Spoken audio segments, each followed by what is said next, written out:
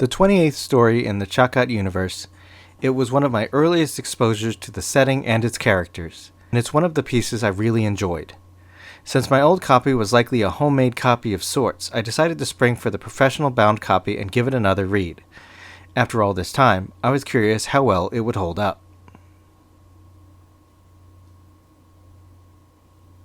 The story takes place in Bernard Duv's Chakat universe, a setting of his own creation taking place in the far future. It does draw a little more than its fair share from the Star Trek universe, with a lot of concepts working in a very similar way, which does cost at some points in originality, something I value a great deal. Nevertheless, I would describe it as an advanced future with starships, transporters, and genetic engineering with minimal restrictions.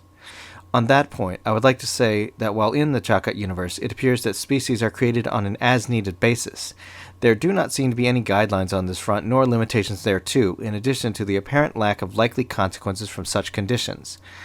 I would describe the Chakat universe almost as a universe where a lot of things just work out with no real conflict.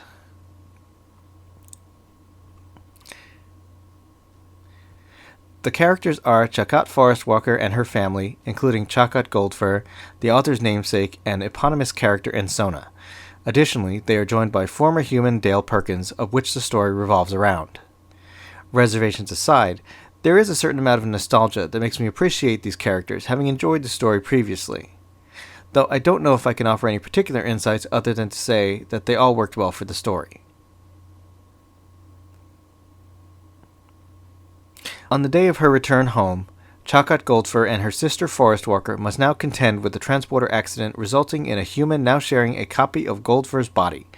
They must teach her how to be one of them, while working to restore Dale to his former self, if such a thing is possible.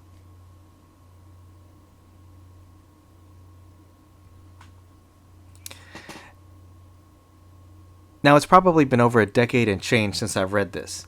A lot of it came back to me as I read the story, mostly dealing with the after effects of the transformation rather than the transformation itself. It tells the tale of a human being turned into a Chakat and coming to live with a Chakat family as he, and eventually she, learns to be a Chakat. Of course, it's no secret that I'm not a fan of the universe for a number of reasons I won't go into here, all of them literary, but insofar as this particular story is concerned, it was a fun slice of life post-transformation read. There really isn't a clock or antagonist, and the story just sort of unfolds as it will, taking its time and just seeing where it goes.